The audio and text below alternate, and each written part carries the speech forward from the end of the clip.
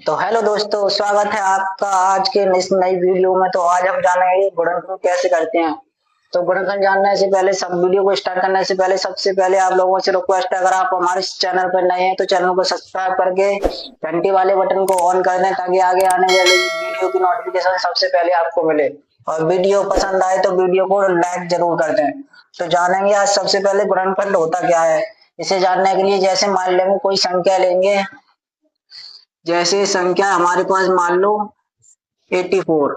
अब इसके गुणनखंड हम कैसे करेंगे तो इसे देखेंगे।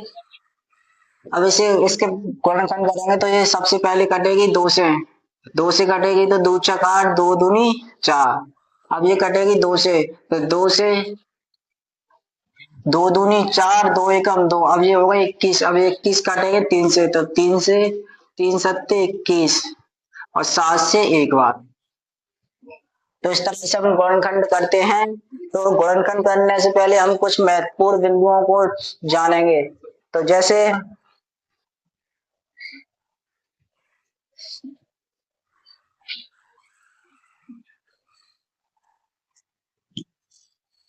जब भी हम गुणनखंड करते हैं तो कुछ मुख्य बातों पर ध्यान देंगे। जैसे जब भी गुणनखंड करते हैं तो हमेशा अभाज्य संख्याओं के क्रम में करते हैं।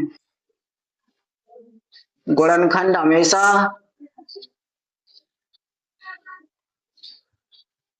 अभाज्य संख्या के क्रम में करते हैं।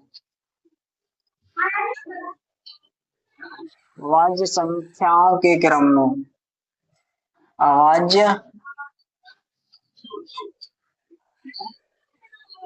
अभाज्य संख्याओं के क्रम में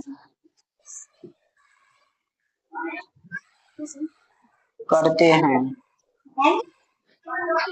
दो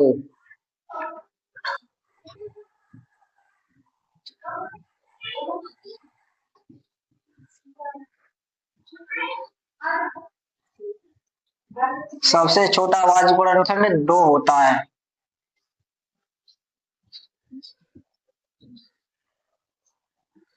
और इसी में और आगे जाना है तो अब हमने ऐसे मिटाते हैं, फिर इसके आगे हम जानेंगे।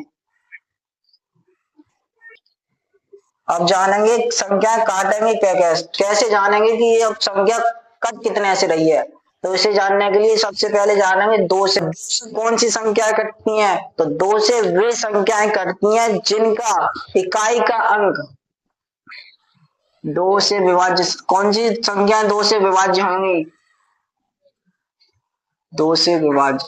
तो वे संख्याएं जिनका इकाई का अंक 0 हो, वे संख्याएं जिनका इकाई का अंक क्या हो, इकाई का अंक 0 हो या फिर 2 हो, 4 हो, 6 हो, 8 हो, इस तरह से हो। इनमें से अगर इकाई का अंक कोई सा है तो वो संख्या दो से कट जाएगी। और इसी में आगे जाना है तो दो के बाद फिर हमने बताया था कि गुणनखंड हमेशा अभाज्य संख्याओं के रूप में करते हैं। तो अभाज्य संख्या अब दो के बाद जानेंगे तीन के। दो के बाद तीन से विभाज्य कैसे जानेंगे कि कोई संख्या तीन से विभाज्य है या नहीं है। तो इसे जानने के लिए क्या करेंगे, तो इसे जानने के लिए सबसे पहले जानेंगे कि जो भी संख्या दी हुई है, यदि उस संख्या के अंकों को जोड़ने पर उस संख्या के अंकों को जोड़ने पर तीन से विभाज्य संख्या बन जाए तो वो संख्या तीन से विभाज्य होगी। जैसे संख्या के अंकों को जोड़ने पर संख्या के अंकों को जोड़ने पर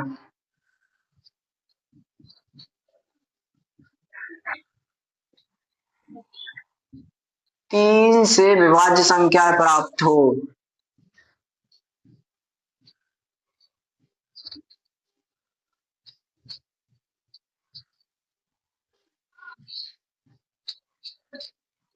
तो वो संख्या तीन से विभाज्य होगी। जैसे मान लीजिए हमारे पास है 243।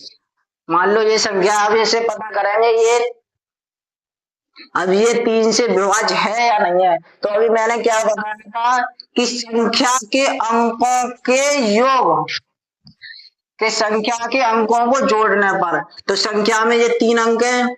अब तीनों इन अंकों को जोड़ेंगे तो 2 प्लस 4 प्लस 3, तो 2 और 4 6, 6 और 3 9, तो जोड़ने पर हमारा कितना आया 9।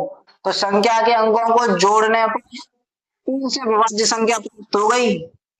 3 से विभाज्य 9, 9 क्या है 3 से विभाज्य है।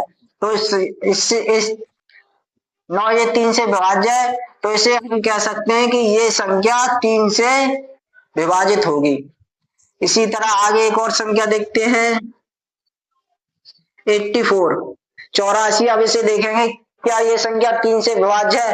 तो मैंने बताया था अंकों के योग करके देखेंगे। जो संख्या है इसके अंकों का योग करेंगे तो ये 8 और ये 4, तो 8 और 4 12, 12 3 से विभाज्य होती है, तो ये संख्या 3 से विभाज्य होगी। तो इसीलिए इसी तरह इन संख्याओं को विभाज्य करके देखते हैं कि ये सच में विभाज्य हो रही है या नहीं हो रही 3 से। तो 3 8 24, 3 एकम 3, अब 3 से 8 और 1 9, फिर से ये 3 से व्यक्त, तो 3 दूनी 6, बचे 2, ये हो गए 21, तो 3 सत्ते 21। ऐसे ही 3 से 3 निम 27, 3 से 3 तिया 9 और 3 एकम 3। तो आशा करता हूँ कि वीडियो आपको ये पसंद आ रहा होगा, तो वीडियो को लाइक जरूर कर दें। इसी के आगे अब जानेंगे 3 के बाद बारी आती है अब 4 से। 4 से विभाज्य कैसे पता करेंगे कि कोई संख्या 4 से विभाज्य है या नहीं है। तो 4 से विभाज्य संख्या देखने के लिए क्या करेंगे कि अंत के 2 अंक देखेंगे। अंत के लास्ट के 2 अंक है वो अंक 4 से विभाज्य हैं, तो हमारी संख्या 4 से विभाज्य होगी। अंतिम 2 अंक 4 से विभाज्य है।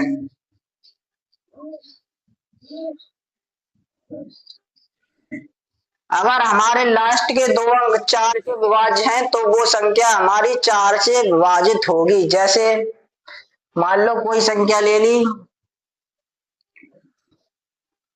48, ये तो बहुत आसान हो जाएगी, इसे लेते हैं। अब जानेंगे कि ये संख्या 4 से विभाज्य है या नहीं।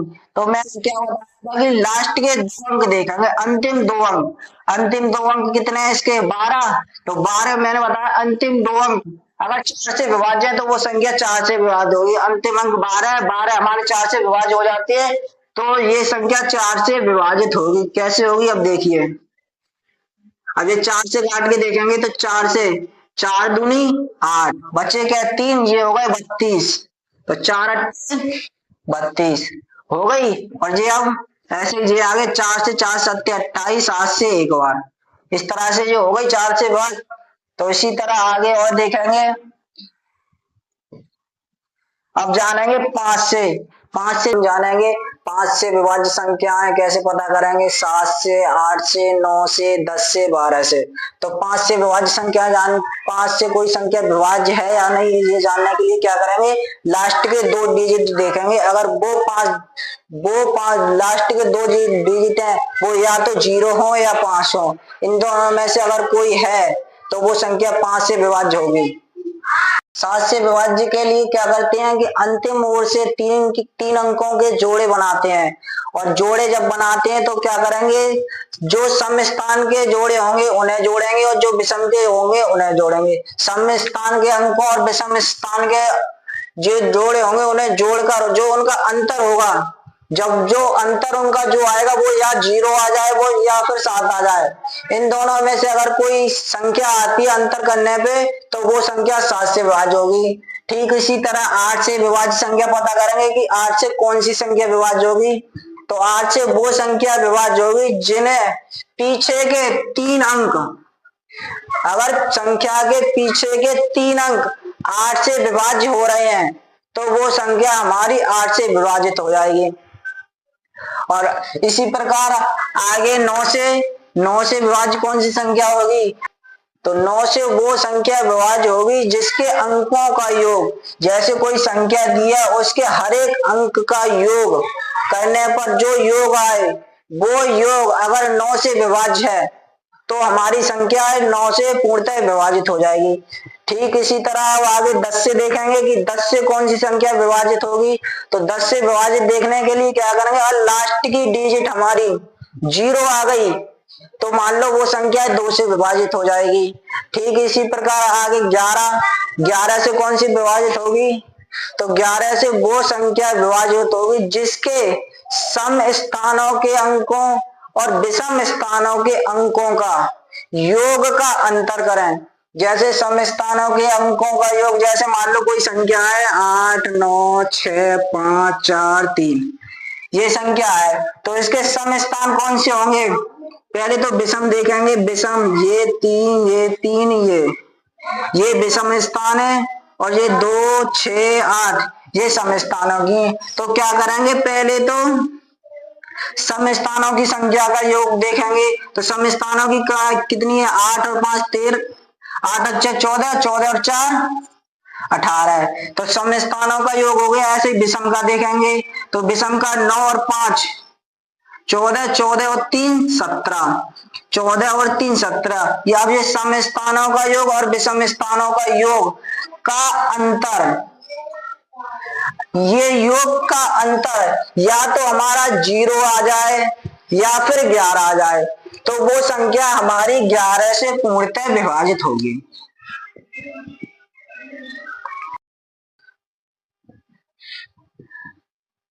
तो इन सभी बिंदुओं पर चर्चा करने के बाद अब हम कुछ गुणनखंड करके देखते हैं। जैसे मान लो अब हमारे पास कोई संख्या है 64 के गुणनखंड करेंगे तो ये सबसे पहले 2 से काटेंगे, ये 6 है ये 4 है तो ये 2 से काटेंगे तो 2 तिया 6 और 4 2 दूनी 4। ऐसे ही अब ये 2 से काटेंगे 2 एकम 2 2 2 छिंग 12। अब ये 16 है तो 16 कितने से कटेगी, 2 से, तो 2 अट्ठे 16। अब ये 8 है 2 से तो 2 4 8, 4 2 से तो 2 दूनी 4, अब 2 एकम 2। तो फाइनल हमारे गुणनखंड निकल के कितने आए, तो 2 गुणा 2 गुणा 2 गुणा 2 गुणा 2। फाइनली हमारे गुणनखंड आए 2 पे पावर 6। इसी के साथ आगे एक और देखते हैं। आगे मान लो हमारे पास संख्या है 72। अब इसके गुणनखंड करेंगे तो सबसे पहले पीछे देखेंगे इकाई का अंक कितना है, तो इकाई का अंक 2 है। तो इकाई का अंक 2 है तो क्या हमारी ये संख्या 2 से कट रही है, तो हाँ भाई 2 से कौन सी संख्या कटती है, जिनके इकाई का अंक 0 हो या 2 4 6 8 कोई सा हो। तो यहाँ 2 है तो ये 2 से काटेंगे तो 2 तिया 6, बचा कितना एक, ये हो गया 12 तो 2 छिंग 12। ऐसे ही ये 2 एकम 2 2 अट्ठे 16, 2 से 18 9 बार। ऐसे ही अब ये 9 है, अब 2 से तो कटेगा नहीं तो अब कितने से कटेंगे, 3 से, तो 3 तिया 9।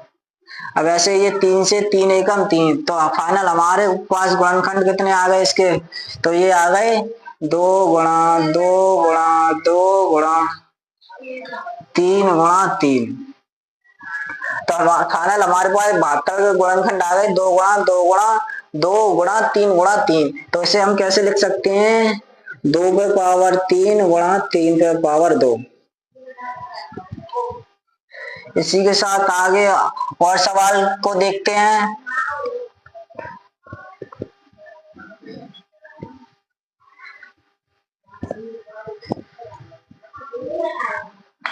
जैसे मान लो हमारे पास कोई संख्या है 232। अब इसे कैसे, इसके गुणनखंड करेंगे तो 232 के गुणनखंड कैसे करेंगे, तो सबसे पहले ये 2 से काटेंगे तो 2 एकम 2 2 एकम 2 1, ये 12 हो गया 2 छिंग 12। ऐसे ही 2 116 2 से कितनी बार कटेंगे, तो 2 पंजे 10, 1 ये इधर पहुंचा तो ये 2 अट्ठे 16।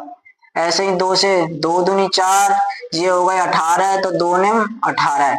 अब ये 29 तो किसी से करते नहीं है तो कि अब ये क्या करेंगे 29 सीधा 29 से कटेगा। तो फाइनल हमारे पास इसके गुणनखंड कितने आ गए, तो ये आ गई 2 गुणा 2 गुणा 2 गुणा 29। ऐसे ही एक और सवाल देखते हैं। मान लो हमारे पास अब संख्या है 243। अब 243 के गुणनखंड करेंगे तो 243 देखेंगे क्या ये 2 से विभाजित हो रही है या नहीं हो रही।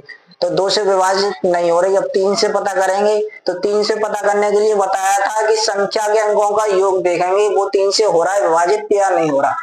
तो 2 और 4 6, 6 और 3 9, 9 3 से विभाजित हो रहा है तो ये संख्या 3 से विभाजित होगी। तो 3 से विभाजित करेंगे तो 4 24, 3 एकम 3। ठीक इसी प्रकार आगे ये करेंगे 3 से तो 3 दूनी 6 बचे 2, 3 सत्ते 21।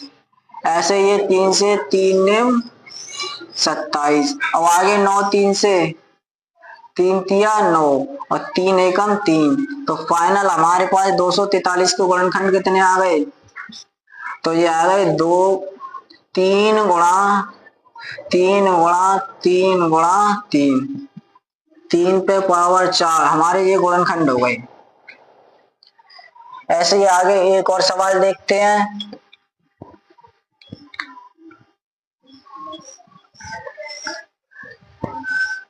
मान लो हमारे पास कोई संख्या है 1284। अब इसके गुणनखंड कैसे करेंगे। तो इसके गुणनखंड सबसे पहले ये कितने से विभाजित होगी। तो पीछे 4 है तो ये सबसे पहले 2 से विभाजित होगी। तो 2 छिंग 12। अब ये 8 2 चक 8 और 2 दूनी 4। अब 642 कितने से विभाजित होगी 2 से। तो 2 तिया 6, 2 दूनी 4, 2 एकम 2। अब ये हो गया 321। अब 321 देखेंगे कितने से विभाजित होगी। तो 2 से विभाजित तो होगी नहीं। अब 3 से देखेंगे 3 एकम 3, 3 एकम 3। अब बारी है ये 2 की। तो 3 से 2 तो विभाजित होंगे नहीं तो ये विभाजित नहीं हो गए तो 0 लगा के ये होगा 21। तो 3 सत्ते 21। अब वह होगा ये 107।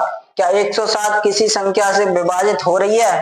तो 107 हम देखेंगे हो रही है या नहीं हो रही। अब ऐसे ही 107 है। अब 107 कितने से विभाजित होगी। तो 107 से विभाजित होगी। तो हमारे फाइनल गुणनखंड कितने निकल के आए। तो ये 1284। तो इसके गुणनखंड आए 2 गुणा 2 गुणा 3 गुणा 107। इसी में और आगे एक और सवाल करके देखेंगे। अब तो मान लो अब हमारे पास कोई संख्या है 5634। अब इस संख्या के गुणनखंड करेंगे तो सबसे पहले ये संख्या कितने से कटेगी 2 से। तो 2 दूनी 4, 2 अट्ठे 16, 2 एकम 2, 2 सत्ते 14। अब देखिए अब ये हमारी 2 से विभाजित होगी नहीं होगी। तो पीछे कितना है 7। अब 3 से देखेंगे तो 3 से विभाजित होगी या नहीं होगी। तो 2 और 8 10 और 1 11 और 7 18। 18 क्या 3 से विभाजित है। हाँ है। जब 18 3 से विभाजित है तो ये संख्या भी 3 से विभाजित होगी। तो 3 निम 27 बचा 1 तो ये हो गई 3 तिया 9 और 3 निम 27। ऐसे ही अब ये कितनी बार कटेगा। तो 3 से 3 तिया 9, 3 एकम 3, 3 तिया 9। फाइनल हमारे पास कितना आया 313। क्या 313 अब किसी संख्या से कट रही है। तो ये 313। तो हमारे 313 अब देखें कि फाइनली देखी जाए तो हमारी ये संख्या अब किसी से नहीं कटेगी। तो ये सीधे सीधे अब कितने से कटेगी 313 से ही। तो 313 से ही तो ये एक बार तो फाइनली हमारे इसके गुणनखंड आ गए। ये इसके गुणनखंड निकल के आ गए। तो इसी में आगे और कुछ सवाल देखते हैं।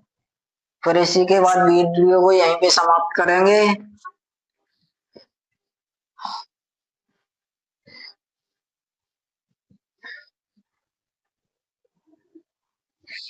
मान लो हमारे पास 1024 है। अब इसके गुणनखंड कैसे करेंगे। तो 1024 के गुणनखंड क्या होंगे। तो ये सबसे पहले 2 से। तो 2 पंजे 10, 2 एकम 2, 2 दूनी 4। अब ये 512। तो 512 कितने से कटेगी 2 से। तो 2 पंजे 10, तो 2 दूनी 4, 2 पंजे 10, 2 छिंग 12, 512 256 बार। ऐसे ही 2 से। तो 2 से 256 तो 2 से 256 कितनी बार कटेगी, तो ये कटेगी 200, तो 128 बार, 2 एकम 2, 2 दूनी 4, 2 अट्ठे 16। अब ऐसे 128 2 से कितनी बार विभाजित होगी, तो ये होगी 2 से, 2 छिंग 12 और 2 चक 8। अब ये 64 2 से है, तो 2 तिया 6, 2 दूनी 4। अब ये 32, 2 से 32, तो 2 एकम 2 और 2 छिंग 12, 16 बार। 16 2 से 8 बार, 2 से 8 4 बार, 2 से 4 2 बार, 2 से 2 1 बार। तो फाइनली हमारे 1024 के गुणनखंड कितने आए, तो ये आए, ये 2 दूनी 4, ये आ गए 1 2 3 4 5 6 7 8 9 10। तो 2 गुणा 2 गुणा 2 गुणा 2 गुणा 2 5 6 7 8 9 10। तो फाइनली हमारे गुणनखंड आ गए 2 पे पावर 10।